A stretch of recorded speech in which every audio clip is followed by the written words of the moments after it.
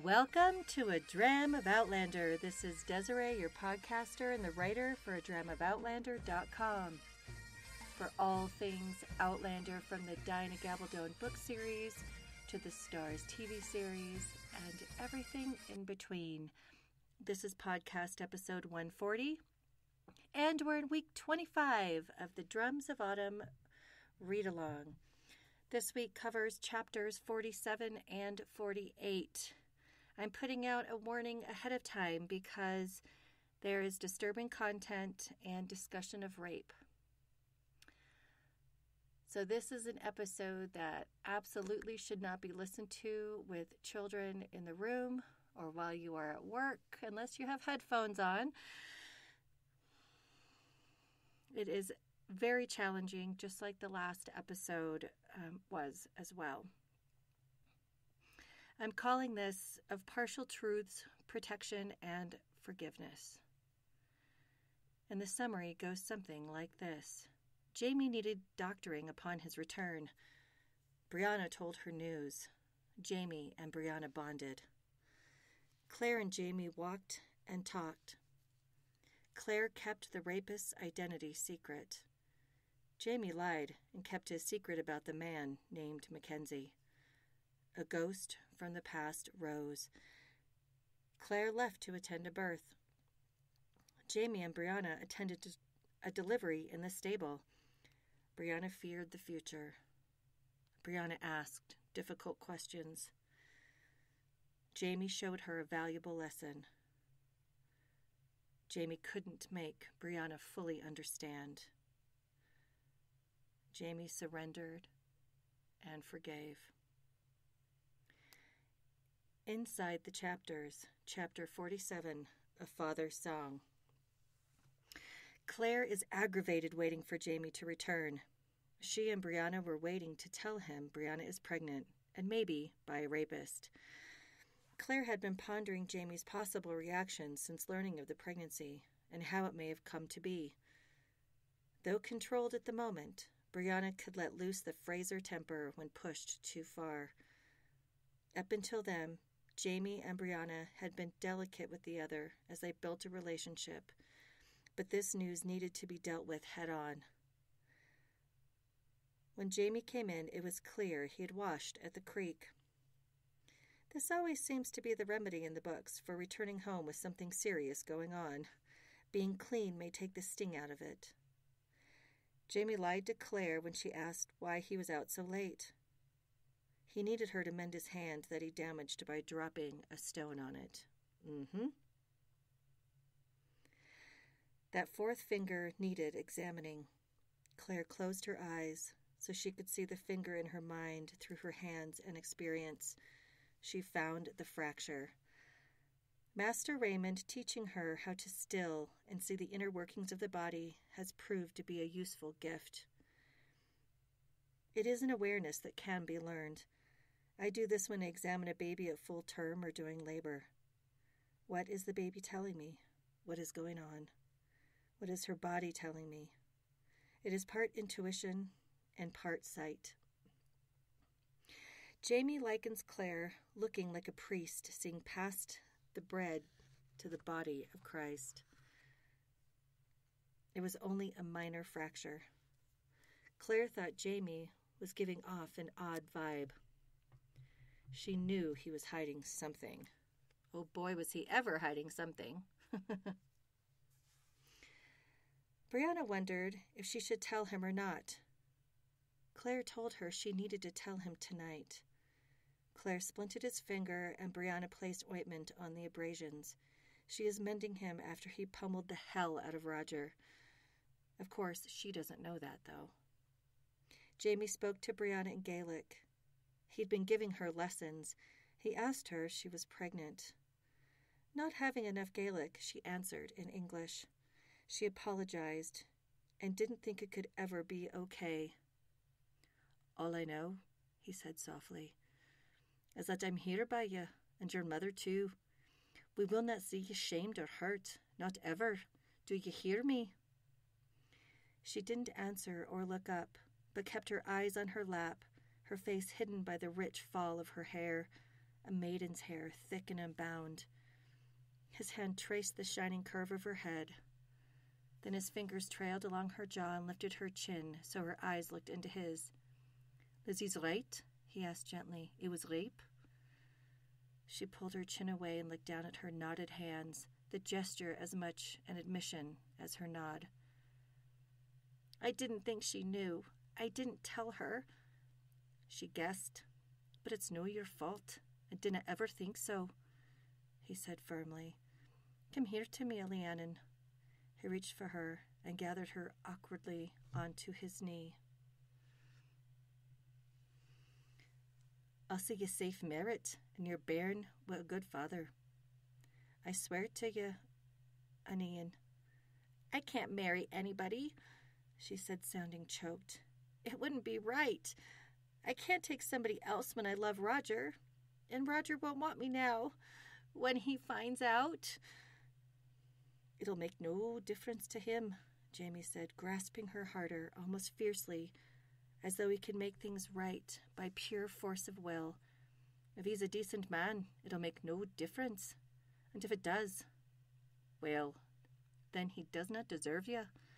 And I shall beat him into a pulp and stamp on the pieces, and then go and find you a better man."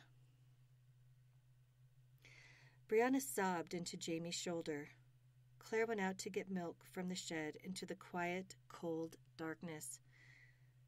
She sent a question into the dark and heard back they had each other to get through the situation. Claire gathered everything for dinner as Jamie and Brianna sat together in front of the fire. She thought about some wise advice a monk had given her about the helpfulness of a meal. Maybe that's the same as washing before you have to do something difficult or say something difficult or face something difficult. I think it's along the same lines. She heard Jamie talking to Brianna. "I used to think of you when you were small," Jamie was saying to Brie, his voice very soft. "When I lived in the cave, I would imagine that I held you in my arms, a wee babe. I would hold you so, against my heart, and sing to you there, watching the stars go by overhead. What would you sing?" Brianna's voice was low, too, barely audible above the crackle of the fire. I could see her hand resting on his shoulders.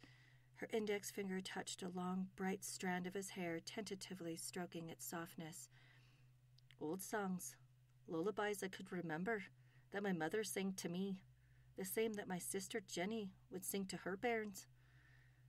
She sighed, a long, slow sound. "Sing to me now, please, Da." He hesitated, but then tilted his head toward hers and began to chant softly, an odd, tuneless song in Gaelic. Jamie was tone-deaf. The song wavered oddly up and down, bearing no resemblance to music, but the rhythm of the words was a comfort to the ear. I caught most of the words, a fisher's song, naming the fish of the loch and sea, telling a child what he would bring home to her for food. A hunter's song, naming birds and beasts of prey, feathers for beauty and furs for warmth. Meat to last the winter. It was a father's song, a soft litany of providence and protection. What a beautiful moment to hold close between father and daughter. Brianna informed Jamie that he could not sing, but she didn't want him to stop. He then told her she weighed as much as a full-grown deer, but he didn't want her to get up. As they nuzzled close, Claire was thankful they were both hers. Brianna slept after dinner, but Claire felt terrible and out of sorts and didn't want to deal with any other thing that had to be managed. She longed for peace. She longed to bed down with Jamie, but trouble was in the air with no peace to be had. Jamie acted like a caged animal while Claire cleaned up the dinner dishes. She wanted to talk to him, but had promised Brianna she wouldn't tell about Bonnet. Both restless, he asked Claire to walk with him. She felt his tension, the anger below the surface, and finally asked what he had done to his hands. Your hands. I caught one of them, held it between my own. You didn't do that kind of damage stacking chimney stones. Ah, he stood still, letting me touch the swollen knuckles of his hand. Brianna, he said, she didn't tell you anything about the man? Did she tell you his name? I hesitated and was lost. He knew me very well. She did tell you, no? His voice was thick with danger. She made me promise not to tell you, I blurted. I told her you'd know I was keeping something from you. But Jamie, I did promise. Don't make me tell you, please. He snorted again in half-amused disgust. I ken you well, Sassenach. You couldna keep a secret from anyone who knows you in the slightest. Even we Ian can read you like a book. He flapped a hand in dismissal. Dinna trouble your conscience. Let her tell me herself when she will. I can wait. Your hands, I said again. Do you recall, Sassenach, once when we were first acquaint? Dougal devilled me to where I thought I must pound him, and yet I could not do it then. You told me, hit something, you'll feel better. He gave me a wry, lopsided smile, and to hit a tree, it hurt, but you were right, no? I did feel better, at least for a bit. Oh, I let out my breath, relieved that he didn't mean to press the matter. Let him wait, then. I doubted that he quite realized yet that his daughter could be as stubborn as he was himself. Did she tell you what happened? I couldn't see his face, but the hesitation in his speech was noticeable. I mean, he drew in his breath with a deep hiss. Did the men hurt her? No, not physically.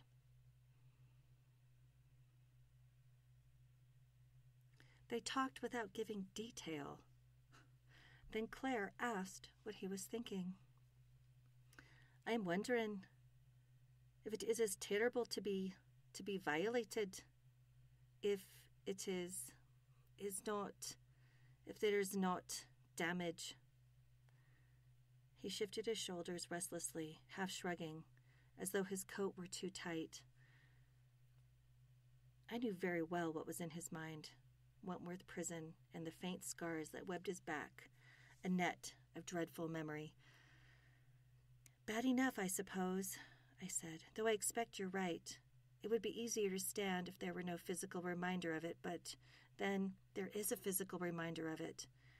I felt obliged to add, and a bloody noticeable one come to that. Aye, that's so. But still, he didna hurt her. That's something if he had. Killing would be too good for him. There is the very minor detail that you don't precisely recover from pregnancy, I said with a marked edge in my voice. If he'd broken her bones or shed her blood, she'd heal. As it is, she isn't ever going to forget it, you know. I know. I flinched slightly and he saw it. He made a sketchy gesture of apology. I did not mean to shout.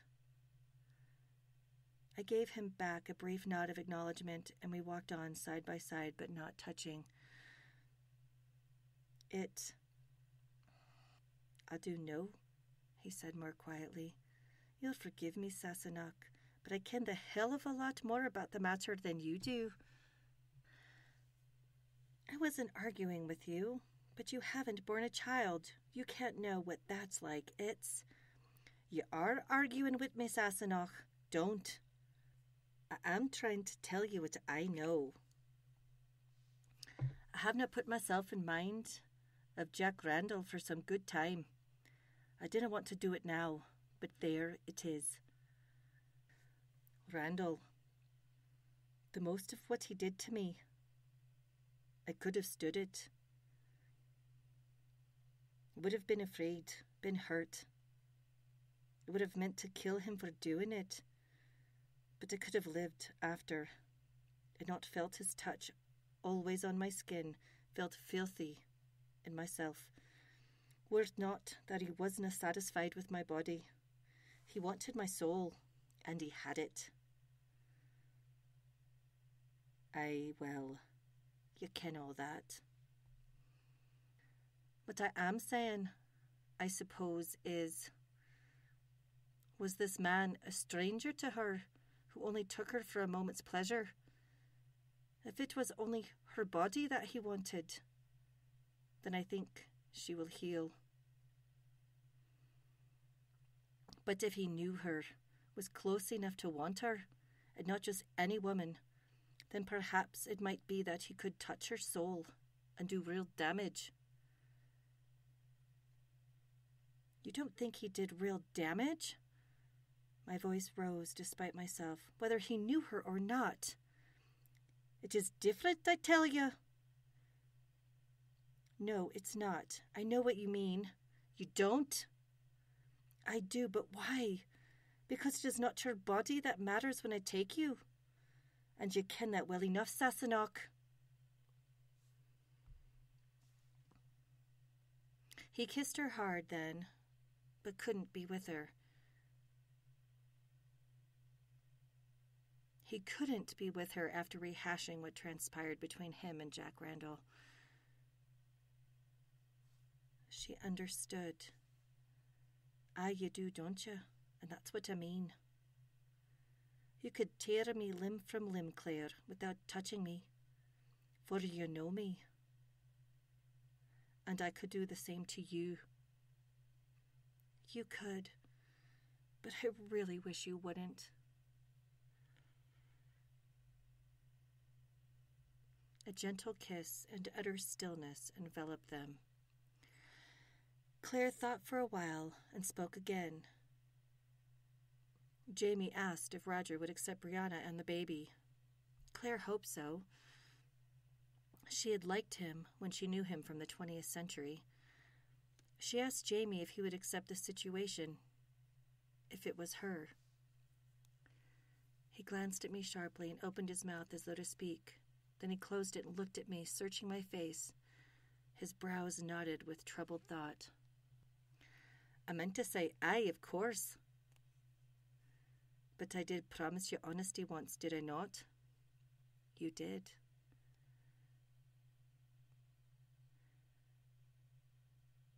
He struck the fence post, a light blow with his fist. Yes, damn it, I would. You would be mine, even if the child was not. And if you, yes, I would. I should take you and the child with you, and damn the whole world. And never think about it afterward. Never let it come into your mind when you came to my bed. Never see the father when you looked at the child. Never throw it back at me or let it make a difference between us. Oh, Christ. Frank, not me. It's Frank you mean. I nodded, and he gripped my shoulders. What did he do to you? What? Tell me, Claire.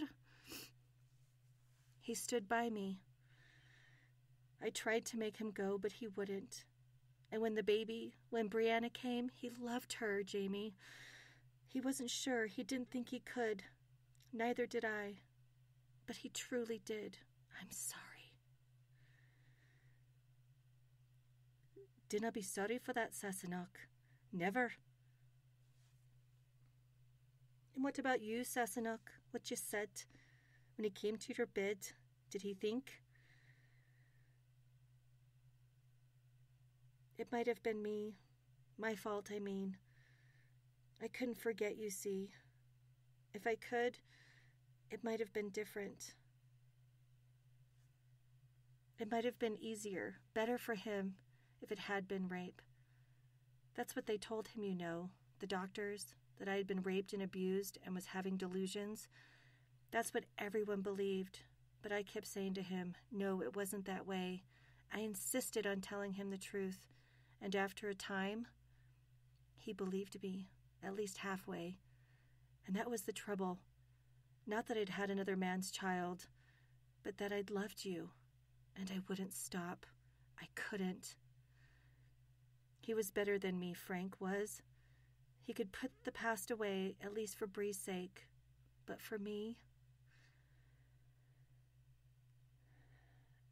And so you lived 20 years with a man who couldn't forgive you for what was never your fault. I did that to you, no? I'm sorry, Sassenach. You said you could tear me limb from limb without touching me. You were right, damn you. I am sorry.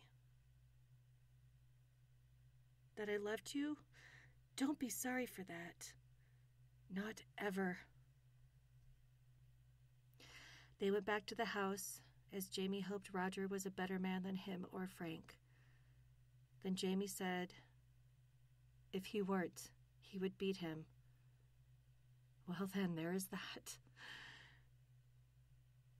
Claire asked Jamie if he knew she loved him, since she didn't say it often. Look, what I mean to say is, if I don't say it, how do you know I love you? He stood still, looking at me, then nodded in acknowledgement. I know because you're here, Sassenach. And that's what you mean, aye? That he came after her, this Roger? And so perhaps he will love her enough? It's not a thing that you do just for friendship's sake. He nodded again, but I hesitated, wanting to tell him more, to impress him with the significance of it. I haven't told you a great deal about it because there aren't words for it. But one thing about it, I could tell you, Jamie. I shivered involuntarily and not from the cold. Not everyone who goes through the stones comes out again. His look sharpened. How do you ken that, Sassenach? I could hear them screaming. I was shaking outright by this time from a mixture of cold and memory, and he caught my hands between his own and drew me close. It's cold, Sassenach. Come inside. Jamie? I? Should I? Would you? Do you need me to say it? I did not need it, no. But I wouldn't have mind if you wanted to say it, now and again. Not too often, mind. I wouldn't want to lose the novelty of it. I could hear the smile in his voice and couldn't help smiling in return, whether he could see it or not. Once in a while wouldn't hurt, though. No. I stepped close to him and put my hands on his shoulders. I love you. He looked down at me for a long moment. I'm glad of it, Claire. Very glad. Come to bed now. I'll warm you. What a complicated chapter. It is difficult to unpack and process the depth of those pages. Jamie's not divulging what he had done. Brianna's not saying who raped her. Claire is not sharing Bonnet's name or the ring Brianna had reclaimed. The ghost of Black Jack Randall rose to greet Jamie. There's so much that has to do with miscommunication here. If he would have just said the name MacKenzie. Did she say the name was MacKenzie? They could have gotten Roger immediately. I know, the story has to unfold, but it really bothers me. Because it's telling half-truths, partial truths, not really saying what you mean. And when things go unsaid, then whoever's receiving the information puts in their own words, right? And that was very emotional for me to read through. And I know that there's more text than usual, but some of this has to be spoken. I can't not use Diana Gabaldon's words and make it make any sense whatsoever. I look forward to hearing from you about what chapter 47, what it did to you, what it made you feel, what it conjured, because I'm having a hard time putting it fully into words at the moment. It's so much. Remember, you can email me at contact@adramavoutlander.com or leave a voicemail at 719-425-9444. Chapter 48, Away in a Manger. Brianna and Jamie were in the stable. I love the description of the stable being a refuge, the sense, a safe enclosure. There was a cow in labor. Brianna had found Jamie laying down in the straw. Claire was at a birth and hadn't returned, so Brianna brought him dinner. He shared the food with her, though she'd already eaten. Oh, that pregnancy hunger strikes. She remarked on the amount of pregnant or newly birthed animals in the stable and called it a maternity ward.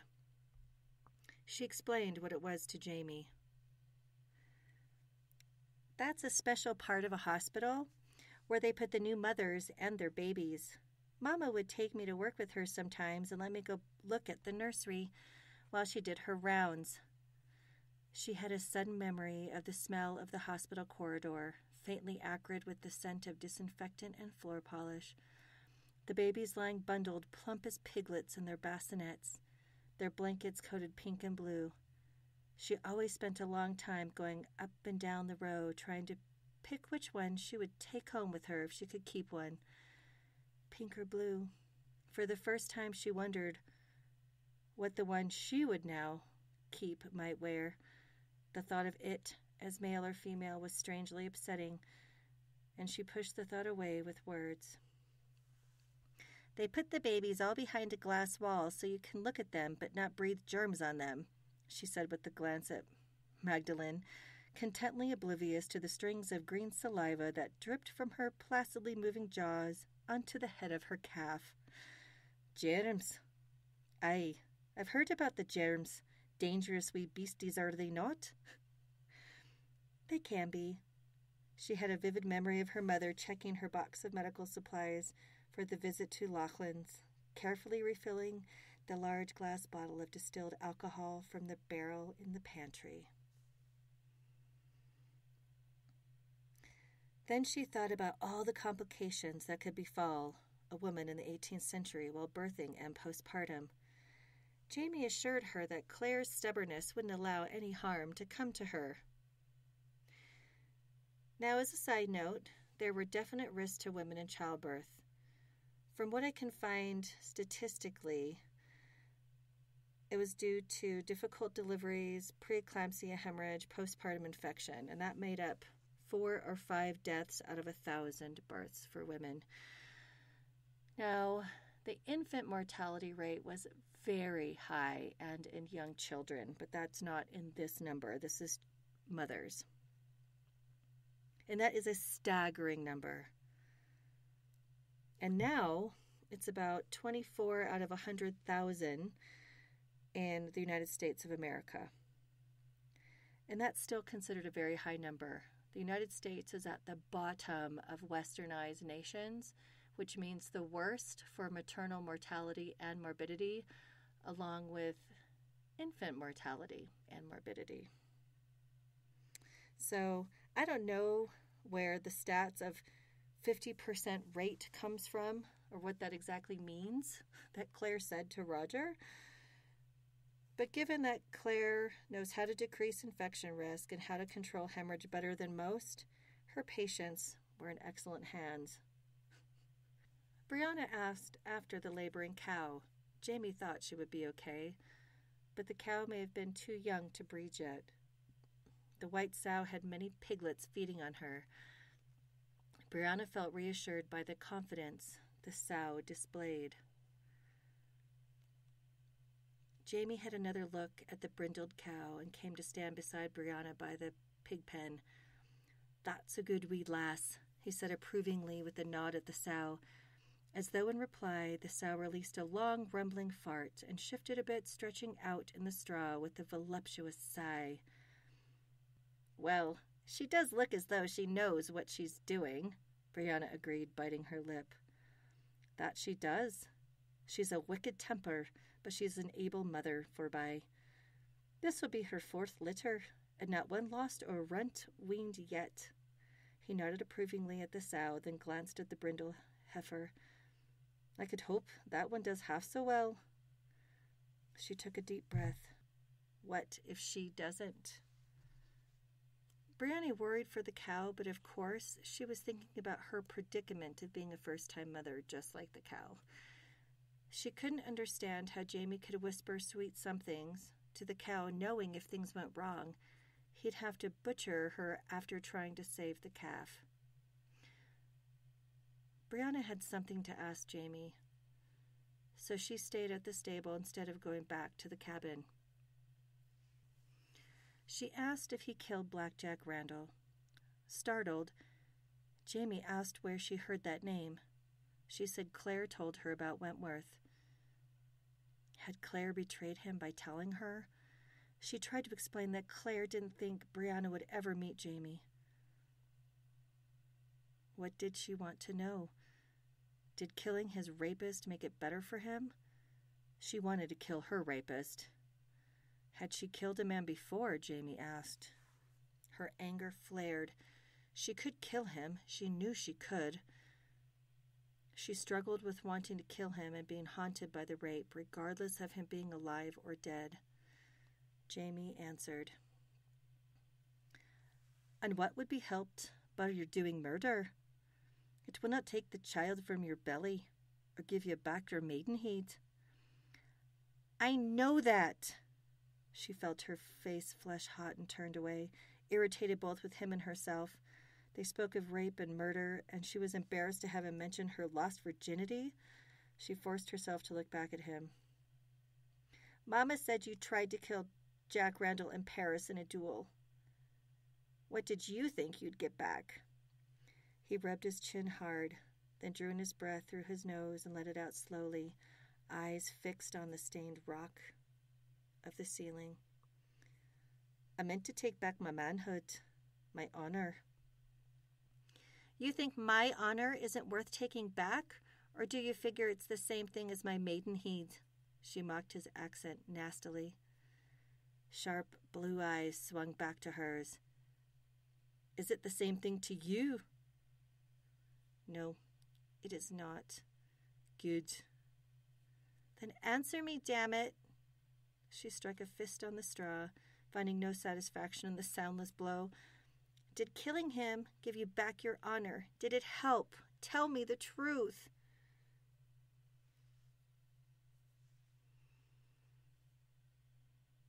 The problem was Jamie didn't know whether he killed Blackjack Randall or not. He couldn't remember. It was true he came to consciousness with Randall, dead, on top of him after the Battle of Culloden. He showed her the scar on his thigh.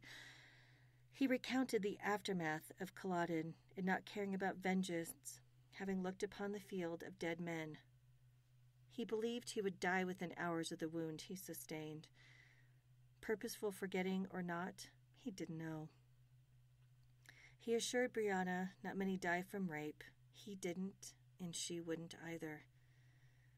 But the nagging horrors Claire had spoken of clouded her mind. Jamie again told Brianna she would handle childbirth fine. She commented on her likeness to Jamie's mother. Remember, Ellen died in childbirth. Brianna was certain she would die when she gave birth, and nothing could be done without hospital and drugs, except try and save the baby. She blamed herself for the rape. She should have fought harder. She wasn't brave enough. She had been scared and was more scared now. Maybe if she killed the man, she could forget. She wouldn't forget, Jamie said, but it would be okay. He would find her a husband, so the child has a name, or perhaps she would marry the man who got her pregnant. "What? What do you mean, find me a husband?" "You'll need one, aye. The bairn must have a father. And if you will not tell me the name of the man who's given you a swollen belly, so that I might make him do his duty by you. You think I'd marry the man who did this?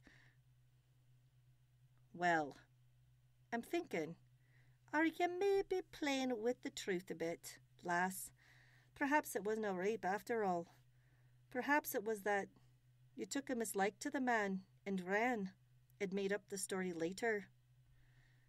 You were not marked after all. Hard to think a man could force a lass of your size if you're unwilling altogether. You think I'm lying? Ooh, that got real fast, didn't it? Jamie incited Brianna to fight with him, saying terrible things about her lying about the rape. She fought and struggled against Jamie as he held her wrists and dug a thumb in between her ribs. He taunted her into lashing out at him. He finally had her in a painful position on her knees. He told her he could break her neck and kill her if he wanted. He had her at his behest. I could use you as I would. Could you stop me, Brianna? She felt as though she would suffocate with rage and shame. Answer me. No. She was free, so suddenly released, she pitched forward onto her face, barely getting one hand down in time to save herself. She lay on the straw, panting and sobbing. There was a loud woofle near her head. Magdalene, roused by the noise, leaning out of her stall to investigate. Slowly, painfully, she raised herself to a sitting position. He was standing over her, arms folded. Damn you, she gasped. She slammed a hand down in the hay. God, I want to kill you. He stood quite still, looking down at her. Aye, but you can't, can you? She stared up at him, not understanding. His eyes were intent on hers, not angry, not mocking, waiting. You can't, he repeated with emphasis. The whole point of this horrific exercise was to prove to her no amount of fighting would have stopped the man from raping her and using her as he wanted. He had tried to tell her it wasn't her fault. So he showed her it wasn't her fault. Then she believed him. She also realized Jamie didn't fight back either. He did it for her mother's life without regret. Would she never forget? Never. But it would change over time. He told her she was strong and explained it through Jenny becoming the woman of the house when their mother died. The laboring cow caught Jamie's attention. Brianna saw how alike Jamie and Claire were in one way, compassionate and ruthless at the same time. But Claire knew how to balance living after holding life or death in her hands. Jamie was more brutal to himself than anyone else probably could be. Jamie stripped down as he waited for the delivery and prepared to assist if needed. It comforted Brianna knowing he was there to offer the good fight of protection. After the calving, Jamie carried a sleeping Brianna back to the cabin. Okay, so she's 6 foot tall, 3 months pregnant. She's big. It's quite an arm load. He ached and was bruised from their fighting. He found pride in her strength. Even so, he wrestled with the old hurts. He had to face the ghost to lay him back to rest. The voice took a while to return, but then it did.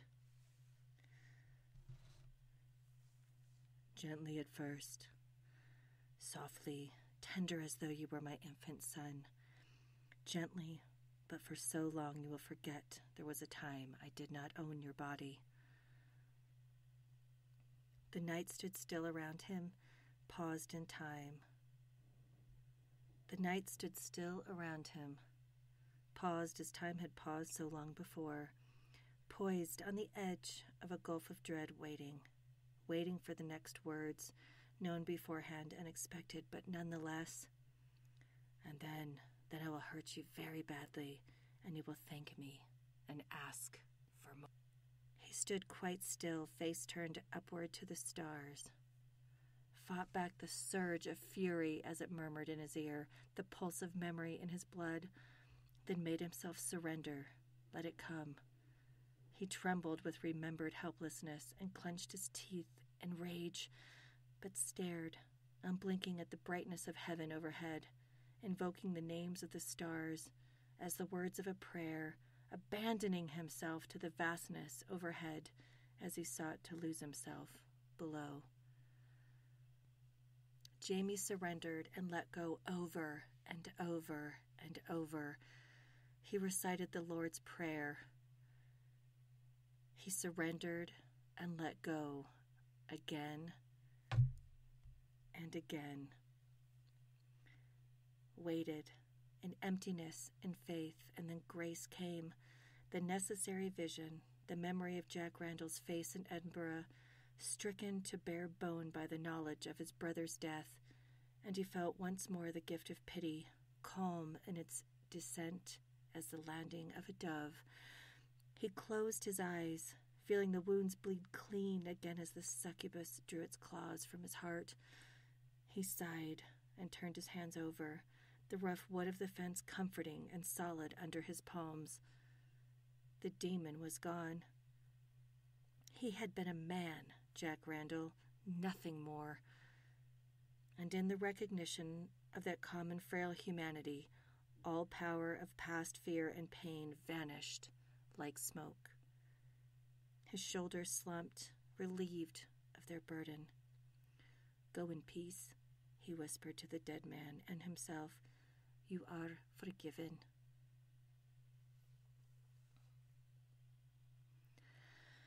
The sounds of the night returned to him.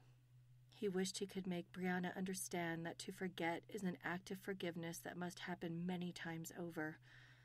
It was a matter of conscious constancy, of practice.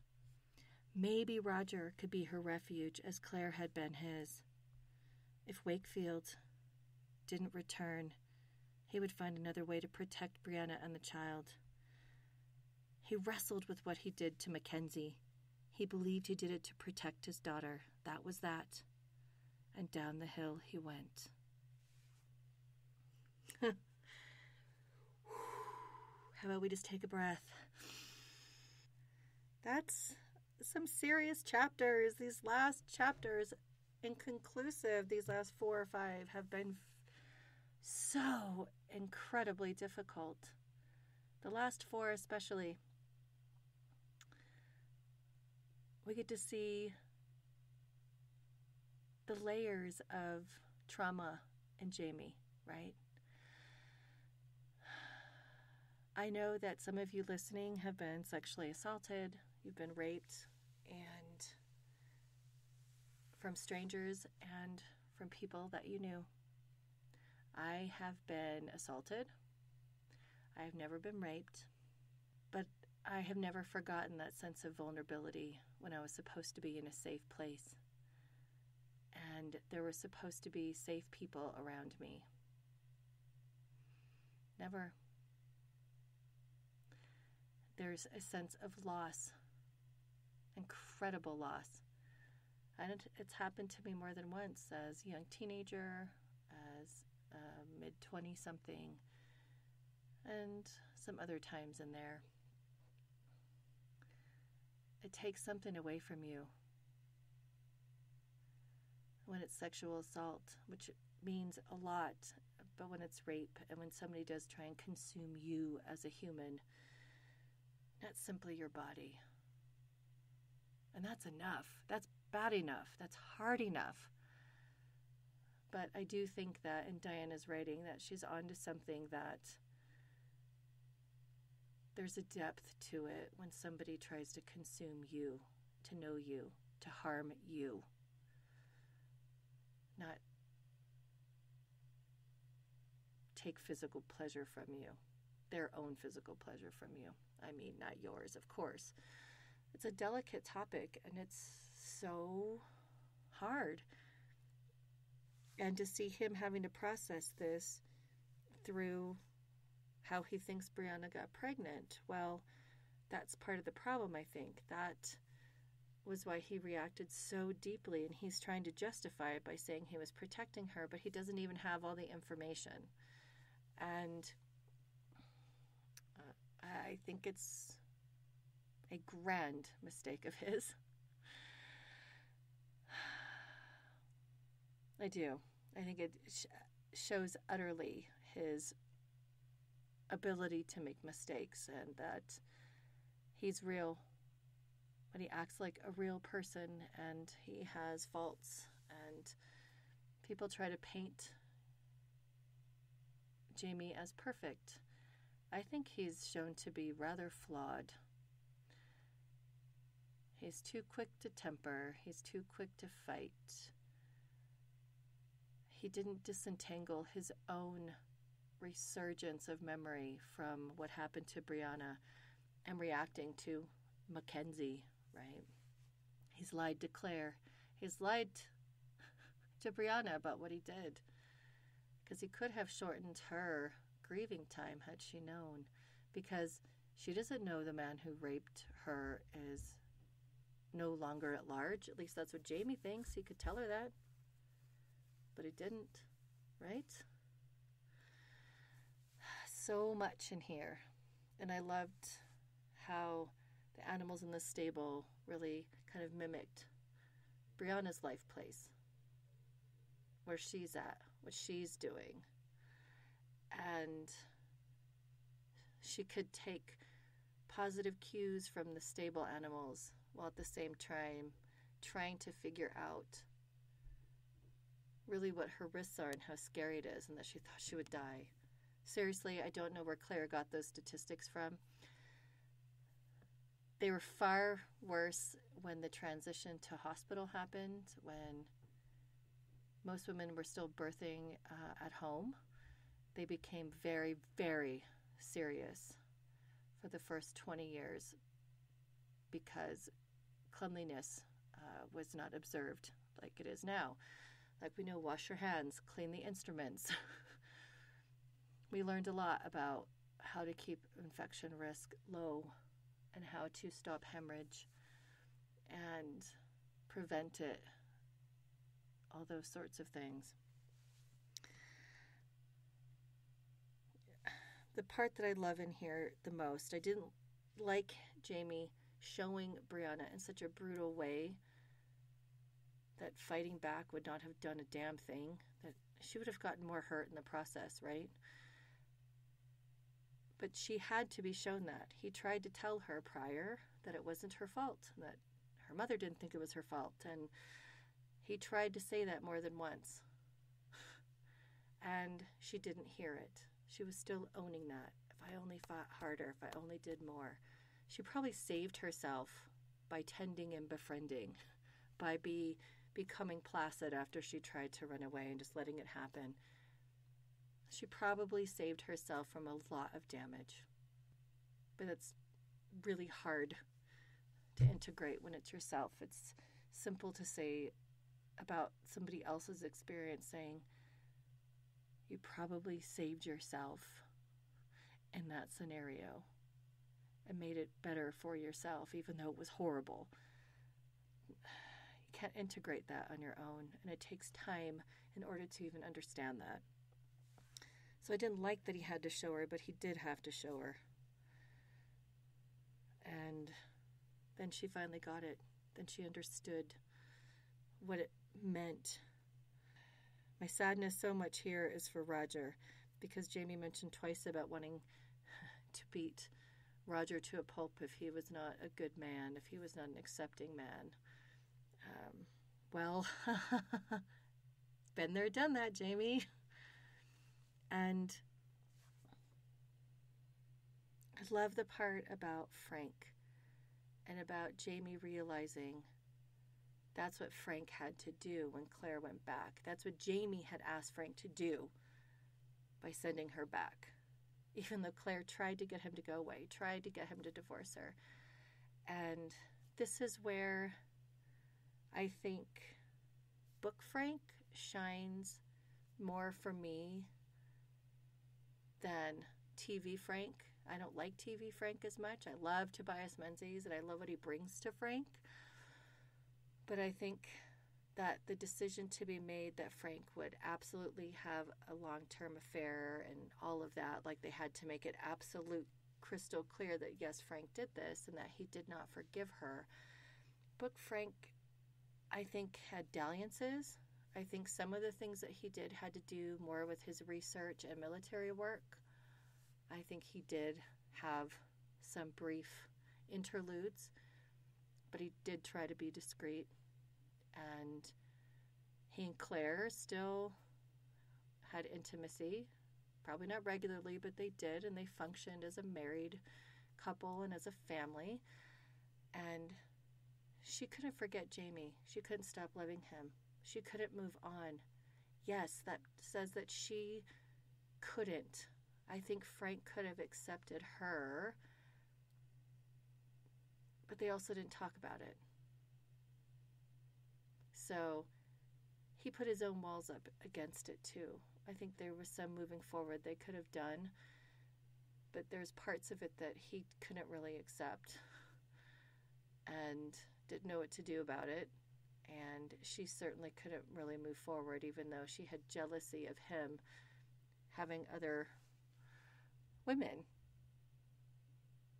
So it was complicated. It was not quite so cut and dry as in the TV show made it look. And that's another reason why these characters appear so real to us and they're our friends and we know them. It's because they're just as dirty and raw and gritty as people we know, just like our own lives aren't pretty and have fabulous bows and everything is nice on the inside out. Like the outside package might be like impeccable, but inside the package, it's all the same life that other people have. We all have struggles and fights, and it's dirty and ugly sometimes and beautiful and awe-inspiring at others and joy-filled. But it's not a straight line. It's timey-wimey, sort of like time travel. So there's so much involved. I couldn't even write notes for the end of this because I just didn't even know how I felt about it. It's quite emotional reading it out loud to you versus reading it and writing my own notes. What do you think?